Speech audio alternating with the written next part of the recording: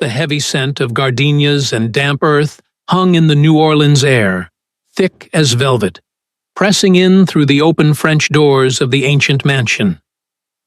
Isabel Reed stood at the makeshift altar, her reflection staring back from the dark, beveled glass of a towering mirror. She was a ghost in a designer gown, a dress that cost more than her entire history degree, more than she earned in 5 years at the city archives. Beside her stood Sebastian Thorne, the reclusive billionaire whose power was a quiet, suffocating force in the city. He was the owner of biotechnology firms, shipping empires, and, it seemed, the very shadows that clung to the corners of the room. They had just spoken their vows before 200 guests, a curated audience of New Orleans elite, all of whom believed they were witnessing the love story of the decade. They believed in a fairy tale. No one knew the truth. This was an arranged marriage, a 1-year contract designed to secure Sebastian's control over his vast, complex inheritance, threatened by a clause in his family's ancient charter that demanded he bind himself by his 35th year. Isabel, a simple historian drowning in debt, her younger brother Leo's life hanging by the thread of an experimental treatment, had agreed for a sum that could save him: $5 million and access to Thorne Industries' exclusive medical program. The officiant, a stern man with eyes as old as the city itself, finally said, "You may kiss the bride." Sebastian turned to her. His face was a mask of cold perfection. He leaned in, and just as his lips brushed hers for the ritual kiss, a kiss that felt like marble against her skin, he whispered 5 words that no one else heard. 5 words that froze Isabel's blood and shattered the fragile reality she had built. This binding is eternal. Nothing will be annulled. 3 months earlier, Isabel Reed had been on the verge of bankruptcy. Her small, musty apartment in the Marigny was piled high with final notices. Her modest salary from the archives barely covered the interest on the loans she'd taken to care for Leo. Her brother, her only family, was dying. A rare, aggressive blood disease was consuming him, and the only treatment that offered any hope was an experimental gene therapy not covered by any insurance, pioneered by the enigmatic Thorne Industries. At 28, Isabel watched her world dissolving into a swamp of debt and despair. Then the call came. A meeting. The top floor of the Thorne Tower, a sleek blade of glass that pierced the New Orleans skyline, a stark contrast to the city's crumbling charm. The next day, she found herself in an office that felt more like a modern art gallery, vast, silent, overlooking the Mississippi River.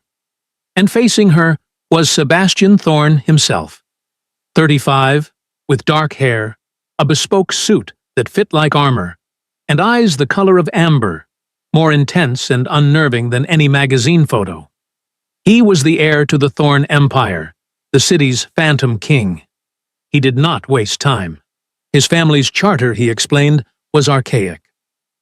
A board of directors, as he called them, the conclave, refused to cede full control of the legacy assets until he was properly bound. Without that control, his rival, Augustus Vance, a hostile board member, would move to dissolve the charter and sell off the assets, destroying a legacy built over centuries. Sebastian needed a wife. 1 year. A performance. Then, a quiet divorce. $5 million, 2.5 immediately, wired to a Swiss account for Leo's treatment. The rest at the end of the contract. In exchange, she would play the role of the adoring, sophisticated wife. Public appearances, charity galas, and, most importantly, convincing the conclave. They would, he assured her, live in his Garden District mansion. Separate wings. No physical contact beyond what was necessary for appearances. Isabel looked at the contract. 80 pages of cold, clinical, precise language. But $5 million would save Leo. It would save her. She signed with a hand that trembled. Sebastian signed without a flicker of emotion. He shook her hand, a brief, cold clasp, like a business partner. The next day, $2.5 million appeared in her account. Leo was transferred to a private, state-of-the-art facility. The next 2 months were a blur, a whirlwind of custom fittings, etiquette coaching, and lessons in the complex, centuries-old company history of the Thorne family. She was taught how to walk, how to speak, how to smile. Sebastian remained polite, but impossibly distant. Their conversations were professional, strategic, never personal. Exactly as the contract stipulated. She met the conclave. They were not a board of directors. They were a tribunal. 10 men and women, all of them possessing the same unnerving stillness as Sebastian, their eyes holding a predatory, ancient intelligence. One of them, Augustus Vance, had watched her with open contempt, a cruel smile playing on his lips. He seemed to see right through her, to the desperate, terrified woman beneath the couture. But Sebastian's grandfather, a frail-looking man with a grip of steel, had taken her hand, smiled, and said he could finally rest easy. Isabel felt horrible. These people believed a lie, but she played her part. Then came the wedding day, the ancient mansion, the 200 guests. The press held back at the gates, the gardenia-scented air, the Pronovia's gown. Everything was perfect, magnificent, and breathtakingly real.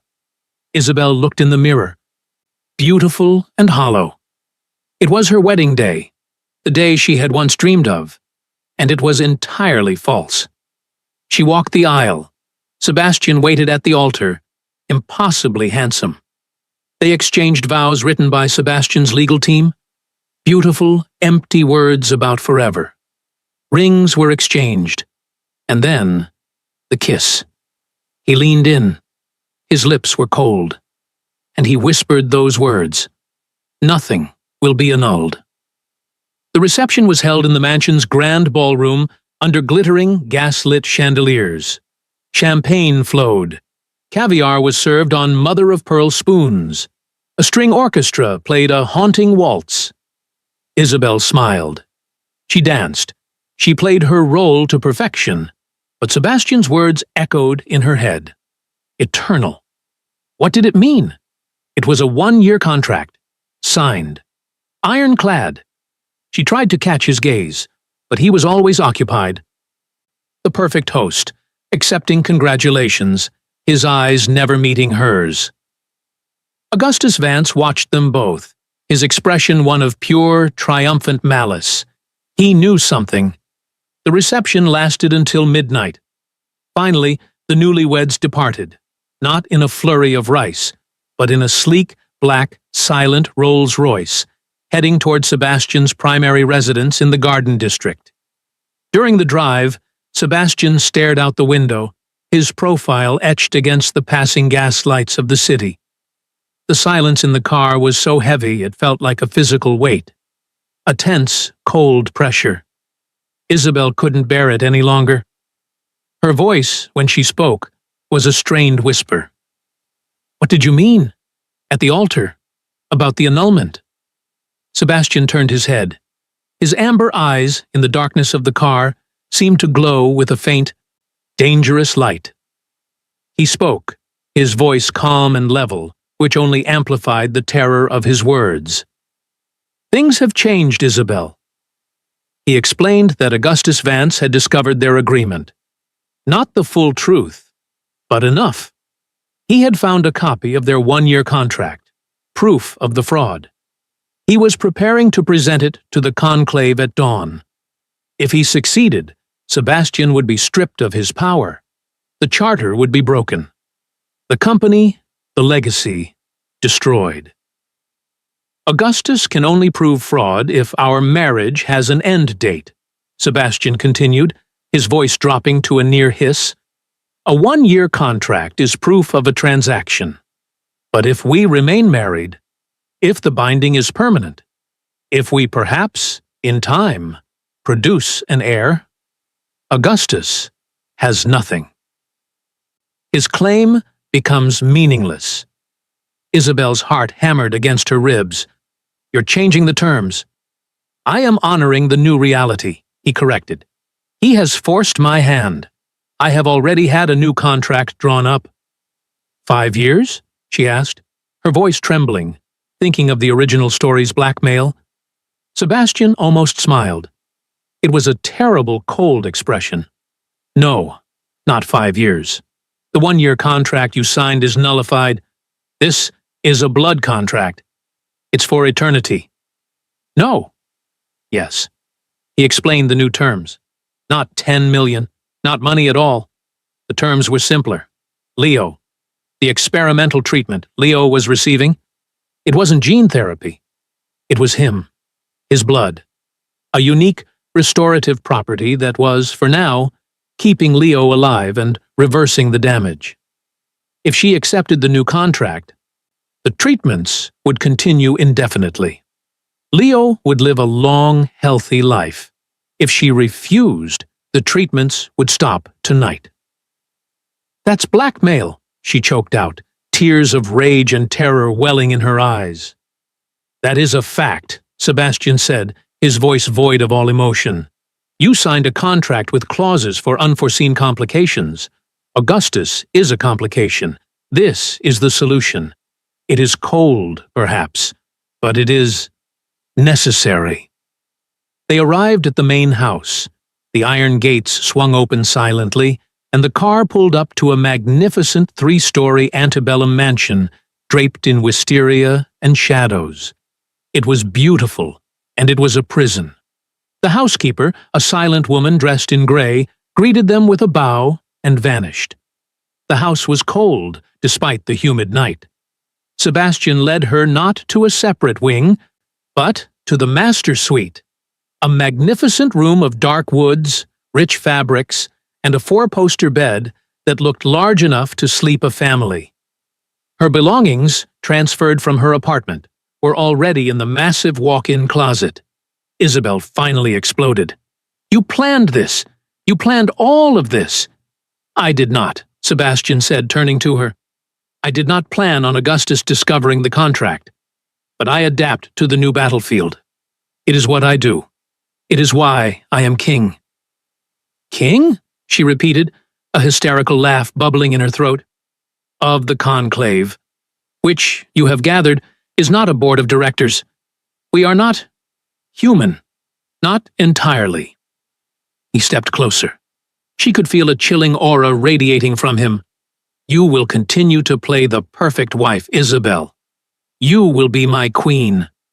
You will have everything you could ever desire. Money, jewels, travel. You will want for nothing except your freedom. In time, we will discuss an heir, an adoption, of course. Tears streamed down her face, tears of helpless fury. He had her. He had her completely. For the first time, she saw a flicker of something real in his eyes.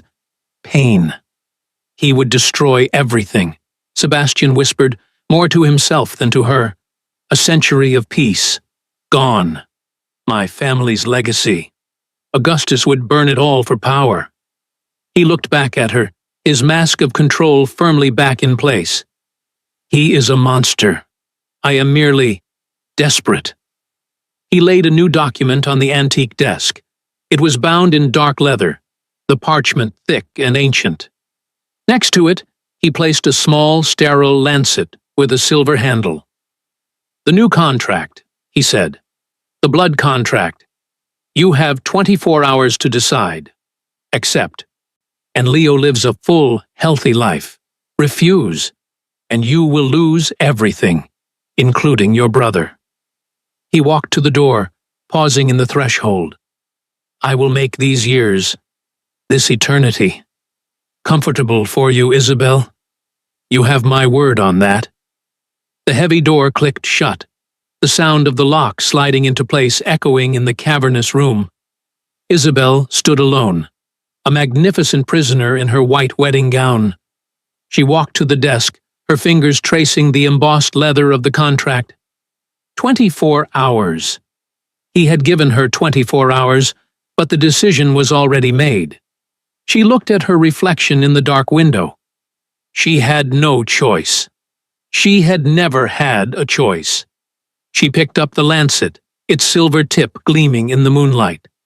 Isabel did not wait 24 hours. She stood in the crushing silence of the master suite, the white wedding gown a heavy shroud around her. The city of New Orleans, which had been her home, her entire world, felt 1,000,000 miles away. A faint, muffled pulse of life beyond the cold glass. Her prison. Leo. His face swam in her memory, pale, smiling, his hand squeezing hers, promising he'd get better. If she refused, he would be gone by morning. It was not a choice. It was a sentence. With a shaking hand, Isabel unfastened the silver lancet from its velvet case. She laid the dark leather-bound contract on the desk. It was not paper. It was some kind of vellum, thick and strange to the touch. She didn't read the words, which seemed to shift in the low light, written in an elegant, archaic script. The meaning was already clear. Eternity. She pressed the lancet to the pad of her thumb, a sharp sting.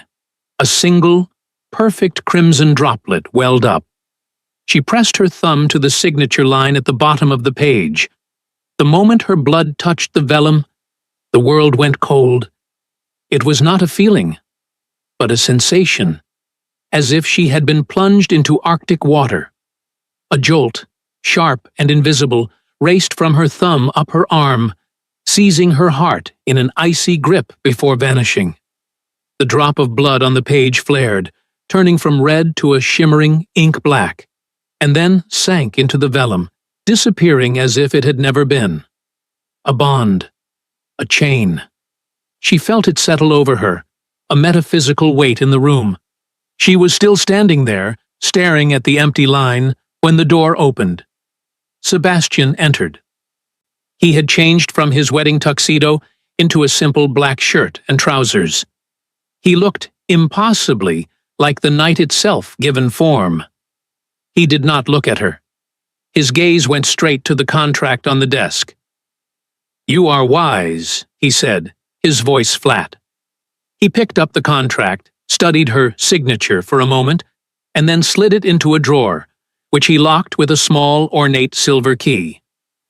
"Leo's treatment will continue, uninterrupted, for as long as he lives. You have my word." That was her comfort. That was the single flickering candle she was allowed in this new, vast darkness. "Now, the rules," he said, turning to her at last. His amber eyes swept over her, taking in the wedding dress, the tear tracks on her face, the defiant terror in her eyes. "To the world, you are Isabel Thorne, my wife, my queen. This house, this city, they are my domain. By extension, they are now yours. The staff will obey your every command. You will have an unlimited allowance. You will want for nothing." "Except my freedom," she whispered, the words tasting like ash. "Freedom is an illusion," he countered, his voice devoid of pity. "You had the freedom to watch your brother die. I have given you the freedom to save him. It is merely a different kind of cage." He walked to the enormous carved blackwood closet. "Your wing of the suite is through here. This room, the master bedroom, is for appearances. We will share it, but we will not share it. I will not touch you." He paused, a flicker of something dark crossing his features. "The conclave, our associates, must believe this is a genuine bond. We will have public duties. You will perform them." "And if I don't?" she challenged, finding a sliver of her old self. Sebastian moved, not fast, but with a liquid silence that was more terrifying than speed. He was in front of her, his hand tilting her chin up, so she was forced to meet his gaze. The cold aura rolled off him. "Then I will be very, very disappointed, Isabel. And Leo? Leo is such a fragile creature. It would be a tragedy if his treatments suffered a setback due to his sister's lack of cooperation. Her breath hitched. The tears, which she had sworn off, returned, hot and furious. "You are a monster." "I am a king," he corrected her, his voice a lethal whisper. "And you are my queen. It is time you started to look the part." He released her, his gaze dropping to the white gown. "Get some rest. Your new life begins at dawn." And so it did. The first few weeks were a disorienting blur of luxurious isolation. She lived in the most beautiful prison in the world. The mansion was vast, a labyrinth of dark wood, priceless art, and silent, watchful staff. They were polite, efficient, and utterly terrified of Sebastian. They were his, she realized, not hers. Their loyalty was to him, their fear was of him. She was a historian, after all. She studied the past, and Sebastian Thorne was a living, breathing, dangerous piece of an unknown history. So, she began to do what she did best. She watched, she observed, she lived in the master suite, which had its own library, sitting room, and balcony. Sebastian, true to his word, never entered her private chambers. He slept in the attached study, on a couch. Or, more often, he did not seem to sleep at all. Many nights, unable to rest, she would creep out and see him in the main library downstairs, a single lamp illuminating his desk, which was covered not in ledgers, but in ancient maps and texts she couldn't read. She saw the burden. He was not just a captor, he was a ruler. She saw members of the conclave come and go at all hours, their hushed, urgent arguments echoing faintly. She saw the weariness in him, a profound, bone-deep exhaustion that seemed centuries old. He carried the weight of a kingdom she was only just beginning to understand. This observation didn't soften her hatred, but it complicated it. It gave the monster a motive. Her first public test came a month after the wedding. A charity gala at the city's main museum, an event Sebastian was hosting. "You will wear the emeralds," he commanded, not asked. A velvet box appeared that afternoon, containing a necklace and earrings that were, without question, priceless. They were also, she noted, cold to the touch, and seemed to drink the light in the room. "You will hold my hand," he instructed, as they stood at the top of the grand staircase, preparing to descend. "You will smile. You will look at me as if I am the only man in this room. Your brother's life depends on your performance tonight." She did as she was told. She slid her hand into his. His skin was cool, his grip firm, proprietary. She smiled until her face ached. And she looked at him, the monster who owned her, and put on the performance of a lifetime. And then she saw him. Augustus Vance. He was moving through the crowd, a shark in a tuxedo, his smile oily and insincere. He made his way directly to them. "Sebastian, my king," he said, with a slight, mocking bow. "And your beautiful bride, my dear Isabel." He took her hand, his lips brushing her knuckles. His skin was clammy. "I do hope you are adjusting to your new life. It is quite a step up from the archives, I imagine." "Augustus?" Sebastian's voice was a low growl, the sound of grinding stone. His arm slid around Isabel's waist, pulling her flush against his side. It was a clear, possessive gesture. "I was just welcoming the new queen," Augustus purred, his eyes fixed on Isabel. "You must understand, my dear, the permanence of your arrangement. Such a binding choice. One must be careful with forever. It can be so tedious." The threat was unmistakable. "You will address my wife," Sebastian said, his voice dropping to a temperature that made the air crackle. "Only when I permit it. And you will do so with respect, or I will remove your tongue." The smile on Augustus's face faltered. The naked, violent power rolling off Sebastian was palpable. The crowd around them had gone silent, sensing the confrontation. Augustus held his hands up in mock surrender. Merely offering congratulations. We are all family now. He bowed again and melted back into the crowd. Isabel was shaking. Sebastian did not release her. His arm remained locked around her waist. "He's testing me," Sebastian murmured, his lips near her ear, for all the world to see them as an intimate couple. "He wants to see if you are a weak point." "And am I?" she whispered back, her own fear and anger warring. "You are my point," he replied, and she couldn't decipher the meaning. The true threat came 2 weeks later. Isabel had found one small sanctuary, the mansion's vast overgrown garden. It was a riot of wisteria, gardenias, and ancient, weeping angel statues. It was the one place she felt she could breathe. She was walking along a stone path when she heard it, a faint scraping sound from above. She looked up. High on the third-floor balcony, a massive stone urn, easily weighing several hundred pounds, was toppling. She froze. Time slowed. She saw the intricate carving on the stone, the way it tipped, the small, shadowy figure that darted away from the balcony edge. She was going to die. A black shadow slammed into her. It was Sebastian. He had moved faster than anything human. He wasn't in the garden a second ago. She had been alone. Now, he was here. He didn't push her. He tackled her, pulling her against his chest, shielding her body with his own as they crashed into the thick, manicured grass. A sound like a cannon shot exploded behind them.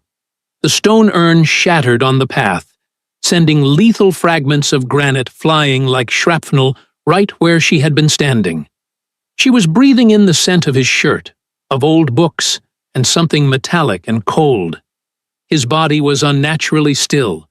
He was, she realized, completely unharmed. He was also furious, a cold, terrifying rage that was more potent than any heat. He was on his feet in one fluid motion, pulling her up with him, his eyes scanning the balcony above. "Are you hurt?" His voice was a rasp. She shook her head, unable to speak. "You will not walk in the gardens alone again," he commanded, his anger directed not at the assassin, but at her. That wasn't an accident," she stammered, finding her voice. "No," he said, his jaw tight. "It was not." He grabbed her arm, his fingers digging in like talons, and marched her back inside the house, bellowing for his head of security. Later that night, she found him in the study. He was standing in the dark, staring out the window. A glass of what looked like whiskey, but she knew somehow it wasn't, was in his hand. She was shaking. "That was Augustus, wasn't it?" "His faction grows bold," Sebastian said, his back to her. "They are testing the boundaries, testing my control. They tried to kill me." The words hung in the air. "They tried to test me," he corrected, his voice harsh. "To see if you are a weakness. To see if I would protect my acquisition." "And am I?" she asked, the same question as at the gala. But this time her voice was small, trembling. "Am I just an acquisition?" He finally turned. In the darkness, his amber eyes seemed to burn. "You are a complication." She didn't know why she did it. Maybe it was the shock. Maybe it was the terror of the day. Maybe it was the flicker of genuine fear she had seen in his eyes when he shielded her. Or maybe it was the crushing, suffocating loneliness of her new life.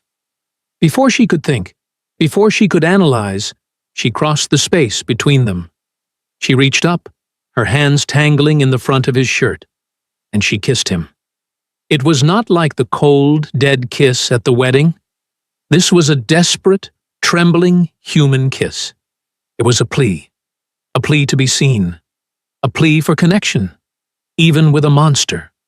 For one, singular, shattering heartbeat. He responded. His hand, the one not holding the glass, came up and tangled in her hair, his fingers gripping her scalp. The coldness vanished, replaced by a sudden, shocking heat.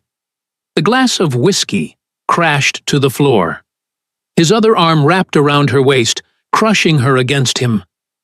The kiss, which she had started, was ripped away from her. It became his. It was hungry. It was desperate. It was full of 1,000 years of darkness, loneliness, and suppressed rage. It was the most terrifying, thrilling, and real thing she had ever felt. And just as quickly, he shoved her away. He didn't push her to the ground, but the force was enough to make her stumble back. He was breathing heavily, his chest heaving, his eyes wide with something she couldn't place. Horror. He looked horrified, not at her, but at himself. He ran a hand through his perfect hair, mussing it for the first time. This is not part of the agreement, he growled, his voice low and shaking. He turned from her, straightening his cuffs, his shirt, pulling the armor of the king back into place. What we feel, what you feel, is irrelevant, he spat, though his back was to her. This is a transaction, a contract. You are my queen. I am your king. That is all. Sebastian, she whispered.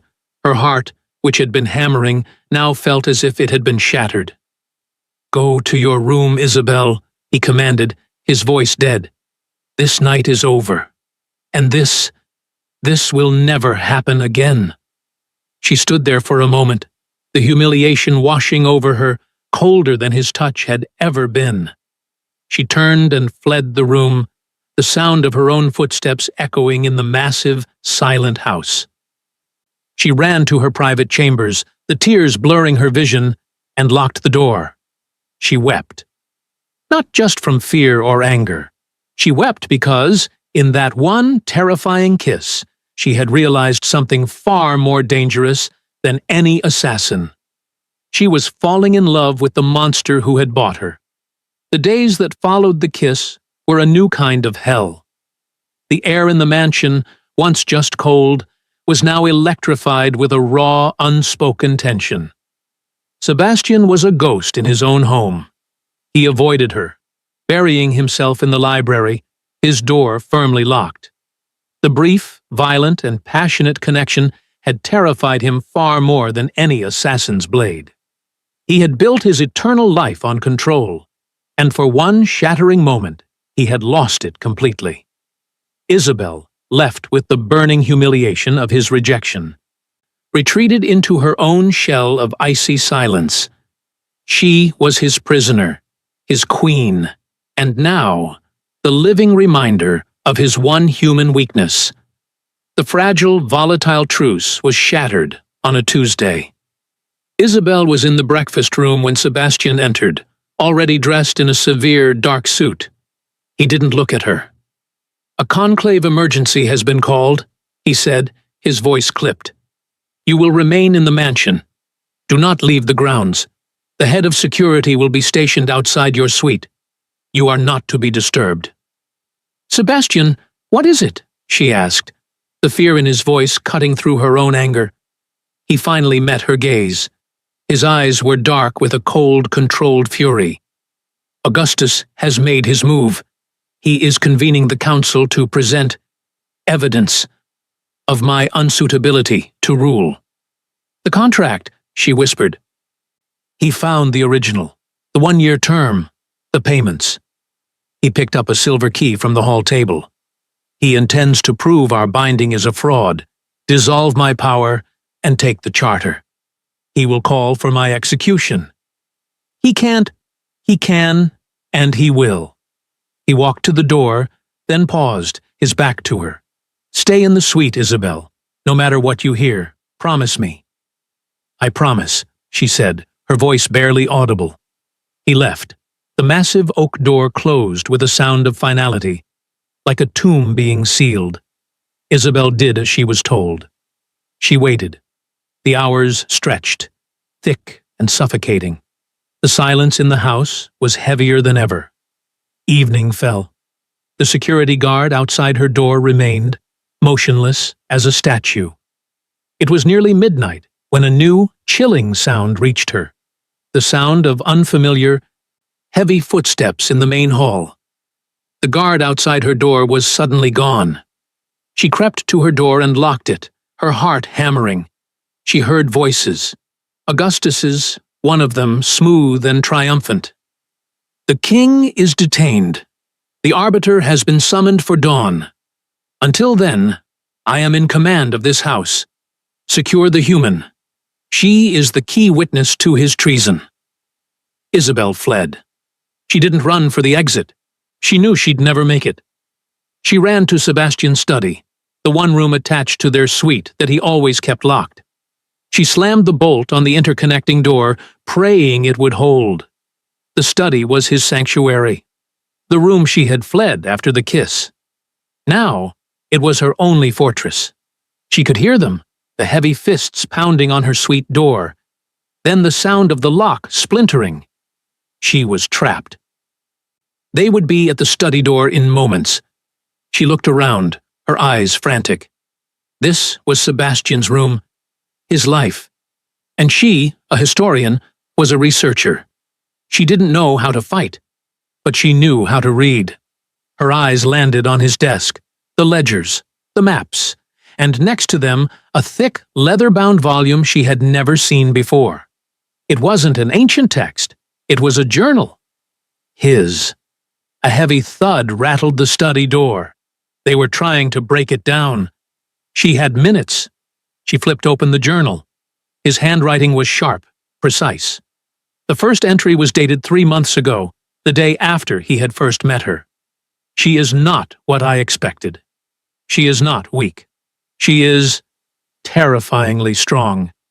She has the eyes of someone who has stared into the abyss and refused to blink. She will do for the contract. But I fear she will be a complication." Her hands trembled. She read on, scanning pages. He wrote of his loneliness, of the crushing weight of the crown, of the constant, circling threat of Augustus. Augustus believes love is a weakness. He uses passion, but has none. He believes I am the same. Perhaps I was. But this woman, this historian, she sees. I see her watching me, not as a king, but as a problem to be solved. And I find I do not mind. A sharp crack. The doorframe was splintering. She slammed the journal shut. He wasn't just a monster. He was a man, trapped in his own eternity, who had seen her as more than a pawn. He had seen her as a person, and she loved him. That realization settled in her, not as a panic, but as a cold, clear certainty. She loved him. And Augustus was about to destroy him. She turned to the ledgers. If I'm a historian, I'll find the history. Augustus was in charge of the conclave's acquisitions and logistics. She scanned the shipping manifests, her brain working faster than it ever had. It was all there. Medical supplies, plasma, archival materials. It looked boring.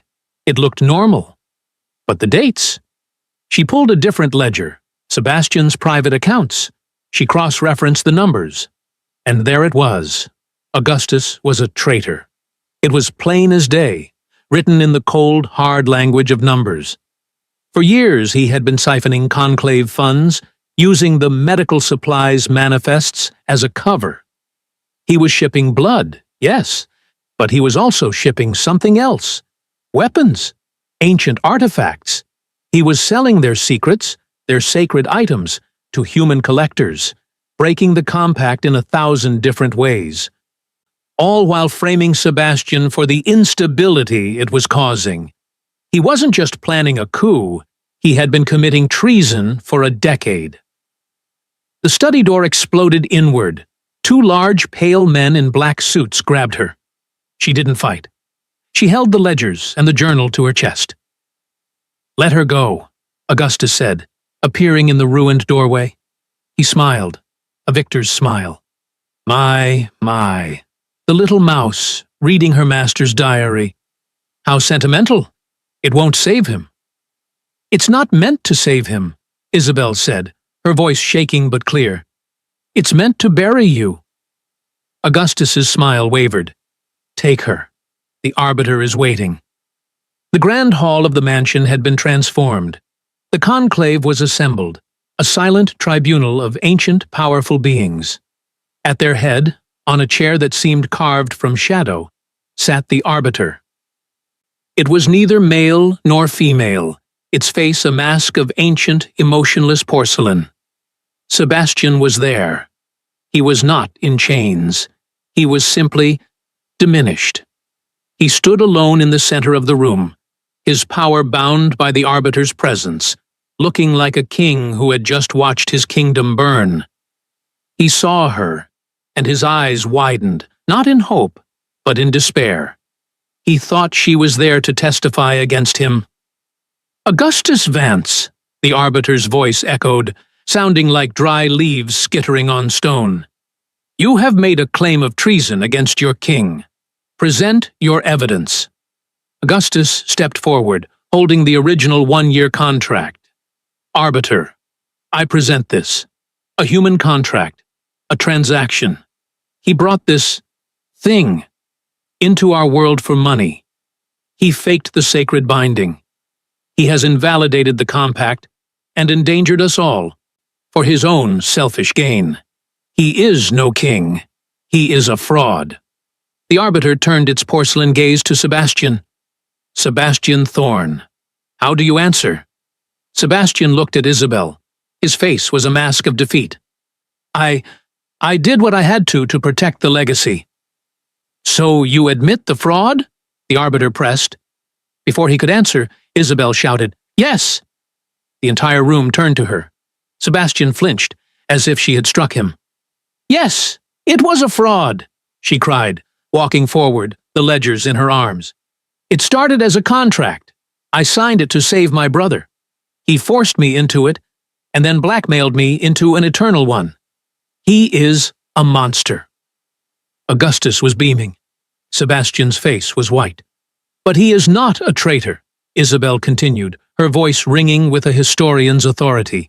He is a monster, but he is my monster.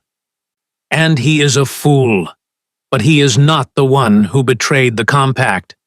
She threw the ledgers down on the floor in front of the arbiter.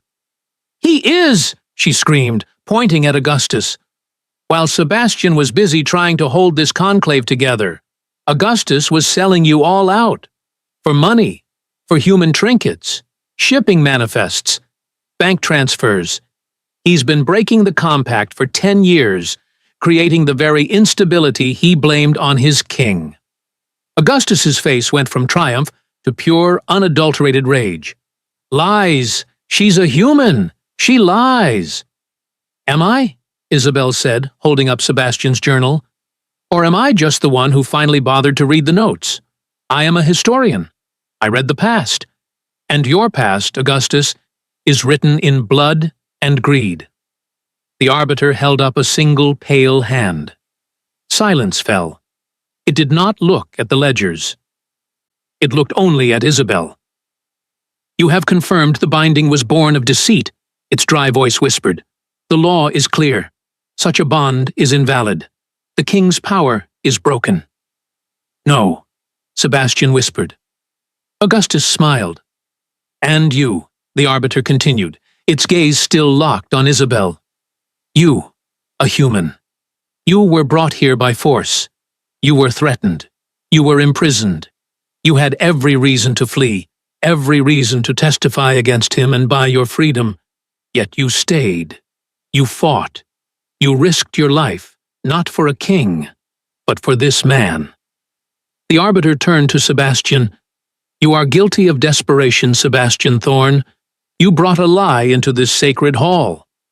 Then it turned back to Isabel. And you, Isabel Reed, have turned it into a truth. Augustus lunged, not at Isabel, but at the arbiter. It was a fatal mistake. The arbiter did not move. Augustus simply stopped. He froze, his face a mask of terror, and then slowly he crumbled, turning to dust and ash on the marble floor. The arbiter rose. The law is ancient. A binding born of deceit is invalid. It paused. But a bond reforged in truth, paid for with loyalty, and sealed by sacrifice. That is the strongest bond of all. The conclave stands. The king remains. The room was silent. Sebastian was staring at Isabel, his amber eyes no longer cold, but burning with a light she had never seen. He crossed the room in 2 strides, not as a king, but as a man. He didn't say a word. He just took her face in his hands and kissed her. In front of the arbiter, in front of the conclave. It was not a kiss of desperation or of rejection. It was a kiss of forever. 6 months later, Isabel stood at the same altar in the mansion's garden. Leo, healthy and vibrant, was playing on the lawn, watched over by a security guard who now served her. Sebastian stood opposite her. There were no guests, no contracts, just them. The vows, he whispered, his voice thick with emotion, were always empty words to me. A tool. Until now. He took her hands. You, Isabel Reed, have taught me more in 6 months than I have learned in 500 years. You taught me that strength is not control. It is trust. She smiled, tears in her eyes. And you taught me, well, you taught me that monsters are just men, trapped by their own history. They exchanged new vows, simple words from the heart. As Sebastian kissed her, Isabel looked out at her new, strange, and wonderful life. And she understood. This story did not begin with love.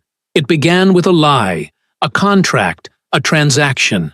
It was born from desperation, but that, she realized, is sometimes where life's most profound lessons are found. We are taught that love is a feeling, a spark, something that happens to us. But this journey had taught her that love is not that at all. It is not a contract. It is not an obligation. It is not a fairy tale that simply arrives. Love is a choice.